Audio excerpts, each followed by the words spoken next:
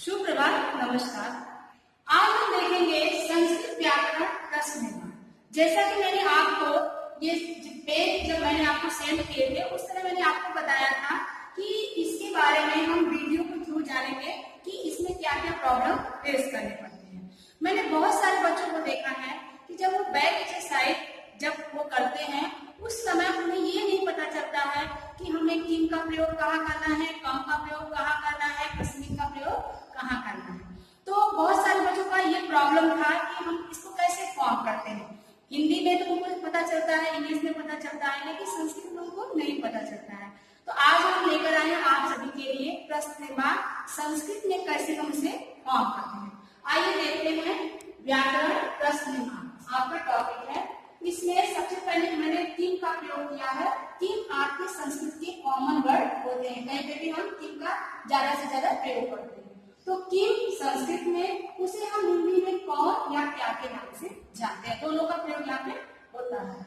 और दूसरी चीज हम सबसे पहले देखेंगे कि संस्कृत में आपके 3 लिंग होते हैं। पहला पुल्लिंग, दूसरा स्त्रीलिंग और तीसरा नपुंसक। पुल्लिंग का प्रयोग आज हम यहाँ पर पुल्लिंग का प्रयोग देखेंगे, इसके बाद हम स्त्रीलिंग और नपुंसक का प्रयोग देखेंगे। पुल्लिंग में हम प्रश्न निर्माण कैसे फॉर्म करते हैं, सिर्फ मैं इसलिए अभी आपको पुल्लिंग ही बता रही हूँ। तो पुल्लिंग मैंने यहाँ पे लिखा है, जैसे आपका शब्द रूप मैंने आपको सेंड भी किया था, इसमें सह त ते। तो सर का प्रयोग एक के लिए, त का प्रयोग 2 के लिए एंड ते का प्रयोग बहुवचन के लिए। सेम वही चीज यहाँ पे क्वेश्चन फॉर्म में भी वही शब्द रूप चलते हैं। जैसे कह, क, के। कर का प्रयोग 1 के लिए, क का प्रयोग 2 के लिए एंड के का प्रयोग 3 या उससे ज्यादा के लिए। ठीक है, ये सिर्फ पुल्लिंग की बात यहाँ पे हो रही है। अब जैसे मैंने यहाँ पे एक काम लिया है, तो अगर क्वेश्चन आप सेंटेंस देखते हो वहां पे पुल्लिंग की बातें हो रही है और एक की बातें हो रही है, तब वहां पे आप कह का प्रयोग करोगे। पुल्लिंग की बातें हो रही है लेकिन 2 की बातें हो रही है, तब आप किसका प्रयोग करेंगे, क का प्रयोग करेंगे। और पुल्लिंग की ही बातें हैं और 3 या उससे ज्यादा की बातें होती है, तब आप क्या करोगे, के का प्रयोग करोगे। ये फॉर्म आपका सप्तमी से लेकर प्रथमा से लेकर सप्तमी तक के आपका यही फॉर्म चलता है। कहीं कहीं कंडीशन ऐसा होता है कि जहाँ पे हम दूसरे शब्द का इस्तेमाल करते हैं। जब ये हम समझ लेंगे उसके बाद वो सिचुएशन में आपको क्लियर करूंगी।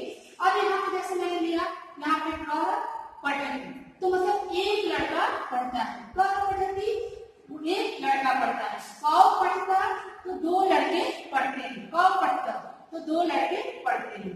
के पढ़ती तो 3 या उससे ज्यादा बच्चे अगर पढ़ते हैं तो के। आपने इस तरह से इसको क्वेश्चन फॉर्म में चेंज कर दिया।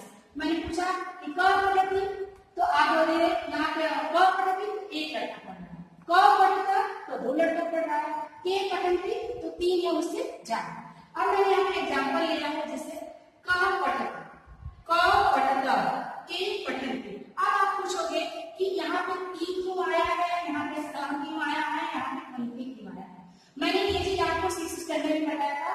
ती का भी प्रयोग 1 के लिए करते हैं, त का प्रयोग 2 के लिए और अंति का प्रयोग बहुत सारे के लिए। तो यहाँ पे क्वेश्चन को आपने कैसे बनाया, क पढ़ता, के पढ़ती। अगर पुल्लिंग की बातें होती है तो मैं ये चीज आपको बार बार रिपीट कर रही हूँ क्योंकि ये सिर्फ पुल्लिंग की यहाँ पे बातें पढ़ी जा रही है। और इसका हम उत्तर कैसे लिखेंगे, मान लीजिए आपको क्वेश्चन पूछ दिया कि क पढ़ता, तो आपका आंसर कैसे होगा, बालक पढ़ता। ठीक है। अब नेक्स्ट मैंने पूछ दिया क पढ़ता तो बालक पढ़ता। अब मैंने पूछ दिया के पढ़ती तो बालका पढ़ता। यहाँ पे आपने संस्कृत के क्वेश्चन किए और संस्कृत में ही आपका आंसर हुआ, लेकिन इसे हम हिंदी में कैसे समझेंगे वो मैंने यहाँ पे लिखा है कि बालका पढ़ती तो क्या आएगा, लड़का पढ़ता है, 1 लड़का पढ़ता है। बालका पढ़ता तो 2 लड़के पढ़ते हैं। बालिका पढ़ती तो 3 या सभी लड़के पढ़ते हैं। क्लियर। यहाँ पे ये पहला आपका हो गया संस्कृत के प्रश्न, दूसरा संस्कृत के उत्तर, और इसको हम हिंदी में अगर इस तरह से लिखा है और आपको बोला जाता है कि इसको संस्कृत में फॉर्म करो या ट्रांसलेट करो, तो आप कैसे लिखोगे, बालका पठती, बालको पठता, यहाँ पे बालका पठती। ठीक है। अब ये सारी चीजें, सारा प्रोसेस आपका किसके लिए है, सिर्फ पुल्लिंग के लिए। और इसके बाद हम देखते हैं कि स्त्रीलिंग में क्या होता है। ठीक है, आगे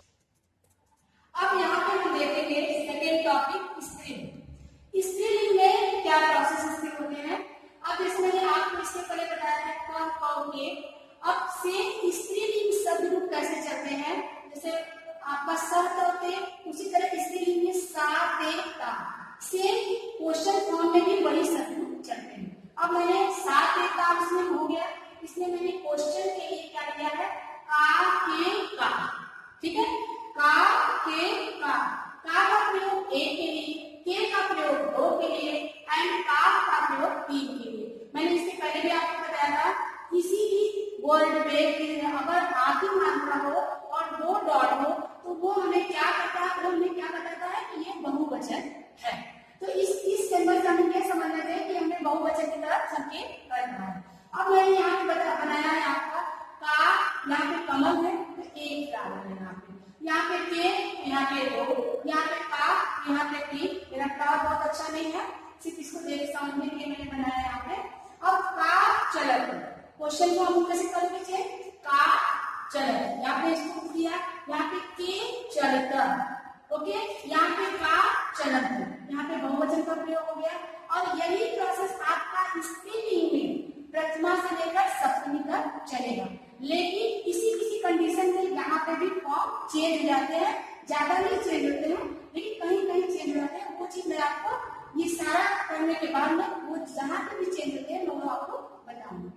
और यहाँ पे हमें लिया इसको कैसे हम फॉर्म करते हैं, यहाँ पे प्रश्न के लिए हमने क्या किया है, का चलत।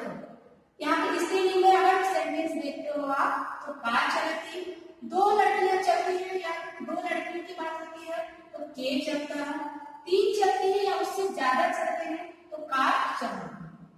अब जैसे मैंने यहाँ पे ले लिया लता चलती, लता चलता, लता चलती, इसको हम हिंदी में कैसे बोलेंगे, लता चलती है, एक लता, दो लता चलती है, लता नाम है यहाँ पे, तीन या सभी लता पढ़ती है या चलती है, ठीक है। आप इसमें कुछ भी क्रिया के लिए कुछ भी इंक्लूड कर सकते हो, चलती है, पढ़ती है, जाती है, सोती है।